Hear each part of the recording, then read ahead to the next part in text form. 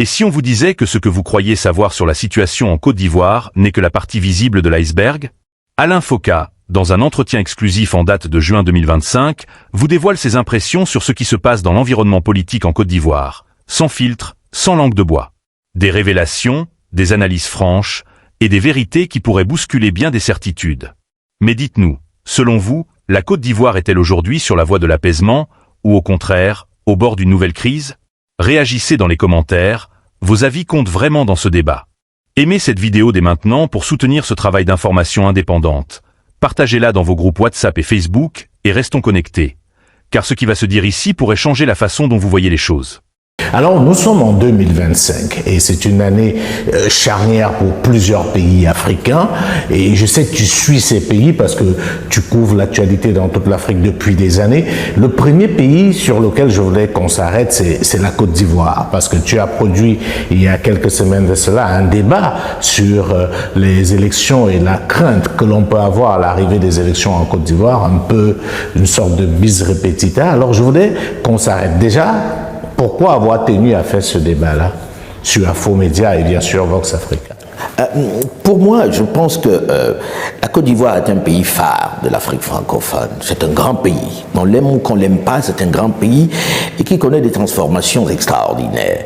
Mais c'est aussi un pays qui est à l'image de tout ce qui se passe sur le continent.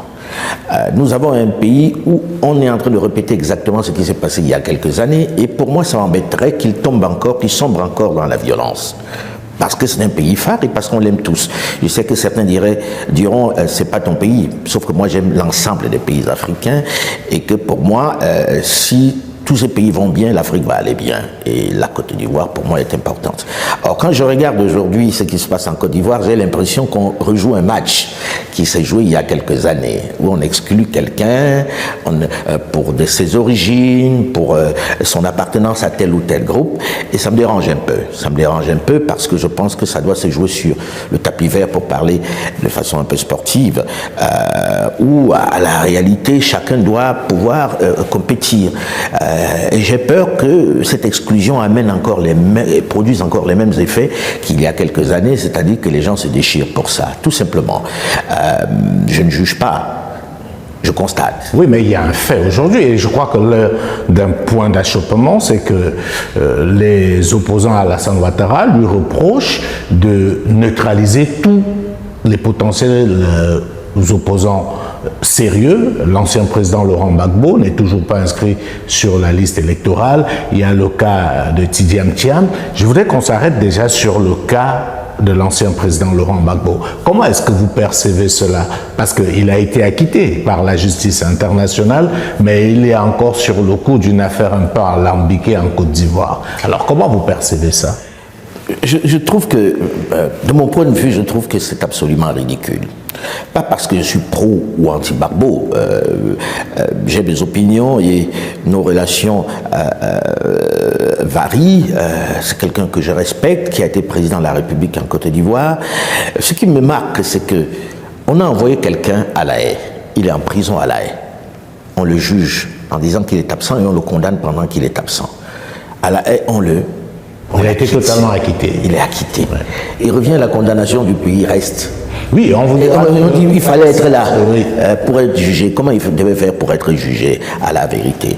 Ce qui me frappe, c'est plutôt qu'on en soit encore là et qu'on recommence les mêmes histoires. S'il est acquitté à La Haye, je pense qu'on devrait revoir le jugement au pays parce qu'il n'a pas été absent de son fait. Il a été absent parce que le même pays l'a envoyé à La Haye. Donc il y a quelque chose qui est dérangeant, je pense, non? Et ça n'a rien d'opinion là, c'est juste un constat que je fais. Ce monsieur, on a parlé également de la condamnation sur l'affaire de la fameuse banque à Boaké. Et tu l'as écouté dans l'interview qu'il m'a accordée. Il dit on m'accuse d'avoir braqué la BCEAO. Ok. Gbagbo braquant la BCEAO, c'est un peu fort de café. Mais bon, je ne viens pas pour juger, peut-être qu'ils ont des éléments que je n'ai pas, mais moi je cherche ces éléments-là. Mais une fois que vous avez dit ça, et qu'il était à La Haye, et que vous l'avez envoyé à La Haye, comment vous le condamnez pendant qu'il est absent? Maintenant il est revenu, pourquoi est-ce qu'on ne recommence pas? puisqu'il était absent, pas de son fait. Bref, c'est compliqué. Et puis, est-ce que c'est le moment encore de créer une crise? C'était justement la question que je voulais poser. Est-ce que ce problème doit être résolu au niveau du juridisme et tout? Est-ce que c'est pas juste une affaire politique? Parce que, mine de rien, le retour de Laurent Gbagbo en Côte d'Ivoire relève d'une décision politique. Tout à fait. Alassane Ouattara aurait pu le garder en exil. Donc, pourquoi, selon vous, il ne va pas au bout de cette logique pour laisser Gbagbo compétir? J'ai un peu de mal avec ça. Je sais que dans la politique, on essaie toujours de disqualifier l'adversaire. Peut-être qu'il faut être plus élégant dans la manière de disqualifier. Je pense que ça manque un peu d'élégance, mais c'est un point de vue. Ça manque un peu d'élégance parce qu'on aurait pu tout simplement trouver le moyen de faire qu'il compétisse et puis on voit ce qu'il vaut sur le tapis rouge. Et puis je vois un peu ça sur le tapis vert. Et puis je vois un peu ça comme la preuve que peut-être que le président Alassane Ouattara veut remettre ça. Parce que pourquoi éliminer toutes ces personnes? Je m'interroge. On se rappelle aussi, et on fait un peu d'histoire, qu'il y a quelques années, c'est Alassane Ouattara qui était un peu dans la même situation. Dans la même situation. Et il a fallu une décision politique courageuse de Laurent Gbagbo pour qu'Alassane Ouattara puisse compétir. Et je peux dire, ayant suivi la crise ivoirienne, que c'est une décision qui a beaucoup fait mal à l'intérieur du camp Gbagbo, qui lui a créé beaucoup d'inimitié parce qu'il y avait des caciques qui étaient totalement opposés. Alors, est-ce qu'on ne peut pas imaginer qu'Alassane Ouattara se rappelle de ça? Parce que, admettons-le, sans Laurent Gbagbo, Alassane Ouattara n'aurait pas pu être président de la République en Côte d'Ivoire. Tout à fait. Mais c'est ça qui me chagrine un peu, parce que je ne prends pas souvent position dans ce genre de choses, compte tenu de ce que ça suscite comme commentaire, comme violence verbale après. Mais à la vérité, je me dis, il faut peut-être qu'on ait un peu de mémoire. Que sur ce coup-là, le président Alassane Ouattara devrait avoir un peu de mémoire. Et puis, est-ce qu'on a besoin de cette nouvelle crise en Côte d'Ivoire? Il a travaillé pendant toutes ces années, on peut faire ce qu'on veut, on peut dire ce qu'on veut. On regarde la Côte d'Ivoire a considérablement changé. Chacun peut juger comme il le sent. Mais peut-être que c'était le moment de montrer l'élégance en disant, ok, vas-y aux élections et puis on va voir ce qui va se passer. J'ai mon bilan pour moi, etc. Quel est l'intérêt de créer une nouvelle crise politique dans le pays? Alors, à côté de Laurent Gbagbo, il y a le cas Tidjane Thiam, qui est un cas un peu particulier, a-t-on envie de dire. Comment est-ce que vous appréhendez cela? J'ai deux lectures là-dessus. La première, c'est que on n'est pas conséquent avec nous-mêmes. Il faut à un moment donné qu'on se dise, soyons sérieux. On regarde les grandes nations au monde et on se rend compte que que le rôle de leur diaspora est particulièrement important. Quand tu regardes Singapour est devenu Singapour aujourd'hui grâce à sa diaspora. Ceux qui ont remis Singapour sur les rails, c'est sa diaspora. Quand tu regardes l'État d'Israël, qui aujourd'hui est dans un autre camp, mais quand tu regardes, c'est sa diaspora qui est sa force. D'accord? Mais quand tu reviens en Afrique, tu te dis, c'est bizarre que la diaspora soit ainsi stigmatisée, exclue du jeu politique, où on utilise tous les subterfuges pour écarter ceux qui sont à l'extérieur, alors que c'est une force. Ça, c'est le premier élément que je constate. Comment on peut en arriver à exclure les gens simplement parce qu'ils ont pris une autre nationalité? On vous répondra que c'est la loi, on te répondra c'est la loi. La loi est faite par les hommes, et la loi, on la modifie, elle évolue. Et j'estime qu'à un moment donné, on doit se dire, est-ce qu'on est conséquent? Et puis on est dans une hypocrisie collective. Toutes ces personnes qui disent ça ont des passeports cachés. Toi, tu le sais. Et quand tu regardes, nous, en tant que journalistes, on sait qui porte quel type de passeport. Oui, on a eu à croiser certains dans les aéroports. Ils sont du côté des étrangers. C'est-à-dire, vous rencontrez les autorités de vos pays. Absolument. Et quand on demande des passeports français et européens, vous êtes surpris de les voir prendre un autre chemin. Donc, on est dans une hypocrisie collective qui est nocive, qui est dangereuse. Chacun d'entre nous, si on se met à faire ce type de papier, c'est juste que j'aime pas beaucoup le journalisme qui consiste à entrer dans la vie privée des gens, mais il y a des passeports que nous avons brandis qui sont des passeports d'autres pays, et ça ne fait pas qu'ils soient moins national, qu'ils soient moins patriotes. J'estime que c'est un faux débat. Exclure Tidjane Thiam pour ces raisons-là, pour moi, c'est complètement loufoque. Ensuite, il y a à côté de ça le fait que le même président Alassane Dramane Ouattara a subi ça dans sa chair, l'exclusion. Il a subi ça d'être accusé toute sa vie d'étranger. Tout le monde se souvient de cette stigmatisation du président Alassane Dramane Ouattara, burkinabé, voltaïque, tout ce qu'on veut. Il a dû s'expliquer, américain, etc. Il s'est expliqué et les vidéos circulent encore. Que ce soit sous son règne, sous sa présidence, qu'on soit en train d'exclure quelqu'un pour les mêmes raisons, un enfant né dans ce pays, dont le père a été ministre dans ce pays, ses frères ont servi dans ce pays, qu'on soit en train de l'exclure pour ça, ça me dérange un peu. On peut entrer dans le juridisme, faire dire au droit ce que l'on veut. Mais la réalité, elle est celle-là. C'est qu'on est en train d'exclure un enfant du pays simplement pour des raisons juridiques, pour des raisons de papier, administratives, qui sont pour moi un faux débat et qui risquent d'apporter des troubles dont on n'a pas besoin. Laissons-le aller compétir. Est-ce qu'il va gagner? Ce n'est pas certain. Est-ce qu'il a la popularité qu'on lui attribue? Je n'en sais rien. Mais arrêtons avec des faux sujets qui, à un moment donné, nous mettent dans des situations inextricables. Aujourd'hui, il y a un monsieur dont le père a été ministre, dont les frères travaillent au pays, qui a porté un passeport ivoirien. On dit non, il a porté aussi un passeport français, il a renoncé à sa tare, etc., etc. Est-ce qu'on n'est pas un peu ridicule quand on parle de tout ça? Est-ce qu'il aime la Côte d'Ivoire ou pas? Le président Alassane Dramane Ouattara, est-ce qu'il aime la Côte d'Ivoire ou pas? Il a montré qu'il aime la Côte d'Ivoire et il a fait 3 mandats déjà, sans trahir la Côte d'Ivoire, en servant la Côte d'Ivoire. On peut juger de la qualité, etc., mais il a servi la Côte d'Ivoire. Comment peut-il laisser aujourd'hui qu'on exclue quelqu'un qui a à peu près le même parcours, qui a à peu près les mêmes qualités, les mêmes défauts, simplement parce qu'on dit non, il a porté tel passeport à telle date, etc. Ce débat, je ne rentre même pas dedans parce que j'estime que c'est ridicule. Les lois sont faites par les hommes et on les adapte en fonction des contextes et des situations. Alors, on va sortir de la Côte d'Ivoire, mais avant, je voudrais quand même te demander, est-ce qu'on a autant de raisons de s'inquiéter, comme on peut l'entendre ça et là? Est-ce qu'il n'y a pas un peu une surenchère à la peur? Parce que le contexte n'est véritablement pas le même. On n'a plus la rébellion, le pays n'est plus divisé en deux. Est-ce qu'on peut... Qui attendait la rébellion à l'époque? Est-ce que quelqu'un savait que la rébellion viendrait? D'où elle viendrait?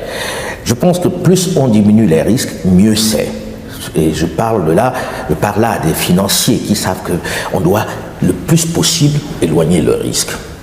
Aujourd'hui, qu'il y ait un mort ou deux demain, c'est 2 morts de trop. Qu'il y ait des violences, c'est des violences de trop. Surtout quand on a construit le pays comme il est en train de le faire, on n'a pas besoin de ça. Et on ne sait jamais où le feu s'allume. On ne sait jamais.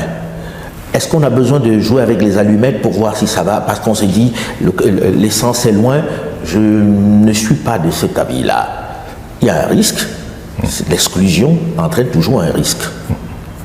Exclure quelqu'un par nature, ça suscite chez d'autres une réaction qui peut être faible, qui peut être forte, mais qui peut présumer de ça, je ne sais pas. Surtout qu'on a parlé de Laurent Gbagbo, de Tidiane Thiam, mais on n'a pas parlé de Guillaume Soro, qui est également exclu, qui est en exil. Et on connaît qui est Guillaume Soro, on connaît son parcours, on connaît aussi le poids qu'il continue à avoir, bien qu'étant en exil en Côte d'Ivoire. Le cas de Guillaume Soro, comment est-ce que toi, Alain, tu l'apprécies? Parce que c'est un cas, je t'ai vu interviewer Guillaume Soro à plusieurs reprises, tu connais très bien Guillaume Soro et la situation en Côte d'Ivoire. On sait tous aussi que si Alassane Ouattara est président aujourd'hui, il le doit au minimum à Guillaume Soro. Il s'est lâché, Guillaume, et il a expliqué le lien qu'il a avec le président Ouattara. J'ai du mal à comprendre. Honnêtement, j'ai du mal à comprendre qu'on exclue tout ce monde-là du jeu politique. J'ai beaucoup de mal. Alors que je m'attendais à ce que ce président qui a fait 3 mandats déjà, qui a un certain âge, se dise, bon, on va apaiser, on va remettre... Surtout, je te coupe pas, mais surtout qu'on se rappelle de ce discours qui avait fait pleurer certains, en disant il est temps de passer le pouvoir à une autre génération. Qui suppliait les Ivoiriens de les laisser partir pour se reposer et s'occuper de ses enfants, de ses petits-enfants, etc. Qu'on en soit là aujourd'hui, je m'interroge. Il y a de quoi s'interroger ou pas? Maintenant, je sais que c'est quelqu'un qui est d'une intelligence remarquable et je me dis, mais qu'est-ce qui se passe pour qu'on en soit là? Guillaume Soro, c'est son proche. Ils étaient très proches. Il lui a fait des promesses. Est-ce qu'il y a des choses qu'on ne sait pas? On aimerait bien savoir. Mais pour moi, je trouve que tout c'est bien dommage. Parce qu'en réalité... Les partisans d'Alassane Ouattara accusent Guillaume Soro d'avoir été impatient. Et donc, ça fait qu'on doive l'exclure de la compétition? Je suis un peu curieux de comprendre ce raisonnement-là. Je me demande, qui sont impatients? Ça, c'est son problème. Maintenant, qu'on le laisse aller devant les électeurs, ils feront leur choix. J'ai écouté des gens dire, je ne laisserai pas des gens mettre le désordre dans ce pays. Peut-être que c'est en empêchant à ces gens-là d'être là que le désordre viendra. On a vu comment le désordre est arrivé. Et Guillaume Soro faisait partie de ceux qui sont allés lever une armée. D'accord? Pour qui? Chacun le sait. Est-ce qu'il n'y a pas un risque aussi que ça arrive aujourd'hui à nouveau? Je ne sais pas. Alors, la solution, ce serait peut-être qu'il y ait une grande amnistie, qu'on remette tout à plat, qu'on rebatte les cartes, parce qu'on peut parler également de Charles Blé Goudet, qui est également dans cette situation, qui est totalement déchu de ses droits civiques, qui se retrouve dans une situation compliquée où ses avoirs sont toujours gelés, etc.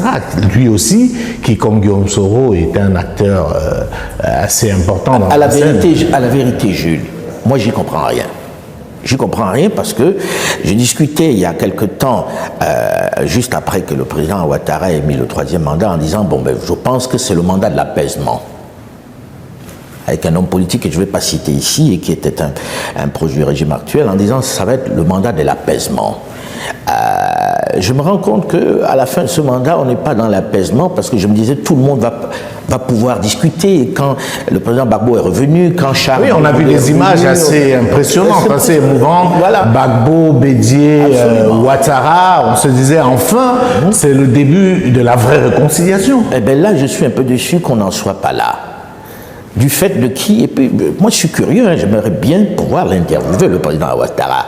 Ça fait longtemps que je ne l'ai pas interviewé pour qu'il me l'explique, qu'il soit assis comme je suis assis devant toi, pour dire voilà pourquoi, et qu'il ne sorte pas le juridisme, parce que le juridisme on en fait ce qu'on veut, je veux dire, on sait bien que dans nos pays, et pas que dans nos pays, on utilise le droit à des fins très très politiques, et ça arrive très régulièrement, c'est même généralement la pratique. L'entretien exclusif avec Alain Foka sur la situation en Côte d'Ivoire revêt une importance particulière dans le contexte politique actuel du pays. Journaliste reconnu pour ses interviews franches et approfondies, Alain Foka adopte généralement une approche factuelle et pluraliste, permettant à ses interlocuteurs de s'exprimer librement tout en posant des questions directes. Dans un climat marqué par des tensions politiques récurrentes, des débats sur la gouvernance et des interrogations sur la stabilité à long terme, ce type d'échange contribue à nourrir la réflexion publique. La Côte d'Ivoire, acteur économique majeur en Afrique de l'Ouest, reste confrontée à plusieurs défis. La réconciliation nationale après les crises passées, la consolidation des institutions démocratiques, la gestion des tensions liées aux échéances électorales et la réduction des inégalités socio-économiques. Les opinions divergent sur l'état actuel du pays. Certains estiment que des progrès notables ont été accomplis, notamment en matière d'infrastructures et de croissance économique, tandis que d'autres pointent une fragilité politique persistante, des restrictions de liberté ou un manque de dialogue inclusif. L'intérêt d'un entretien comme celui-ci réside dans la possibilité de dépasser les discours officiels ou partisans pour explorer des perspectives variées. Selon la manière dont l'échange est mené, il peut permettre de mettre en lumière des aspects peu abordés dans les médias traditionnels et d'ouvrir un espace de débat constructif entre citoyens. En définitive, cette interview n'est pas seulement un exercice journalistique, mais aussi un moment de clarification et d'analyse. Elle invite à s'interroger sur la trajectoire politique et sociale de la Côte d'Ivoire et sur les conditions nécessaires pour renforcer la stabilité et la cohésion nationale. Sa portée dépendra autant de la qualité des questions posées que de la transparence des réponses apportées.